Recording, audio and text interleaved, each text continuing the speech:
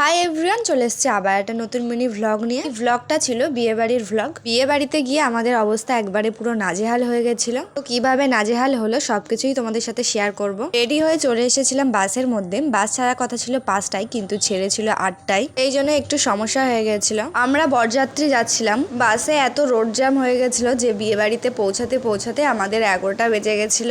আর রাত 11টার সময় বিয়ে বাড়ি পৌঁছালে কেই বা মজা করতে পারে। আর এইদিকে স্টলের অর্ধেক জিনিসই শেষ হয়ে গেছিল, আর এদিকে বিয়ে শুরু হয়ে গেছিল, মালা বদল চলছিল। আর এই যে হচ্ছে আমাদের বর। আর এখানে বিয়ে দেখার পর আমরা সোজা চলে গেছিলাম খাওয়ার জন্য, কারণ স্টলে খাওয়ার মতন এখন সময় নেই, বেশি রাত করলে শরীর খারাপ করবে। প্রথমেই ছিল নান আর তার সঙ্গে পনির বাটার মশলা, আর সাথে দিয়েছিল চিকেন শাটি আর স্যালাড ছিল। আর খাওয়ার এত অটাইম হয়ে গেছিল যে ঠিক করে সব জিনিস খাওয়া যাচ্ছিল না। তারপরে ছিল ভাত ডাল, তার সঙ্গে ছিল ভেটকি পাতুরি, আর তারপরে ছিল মাটন কষা, আর শেষ পাতে ছিল আমের চাটনি, পাঁপড় আর কালাকাদ।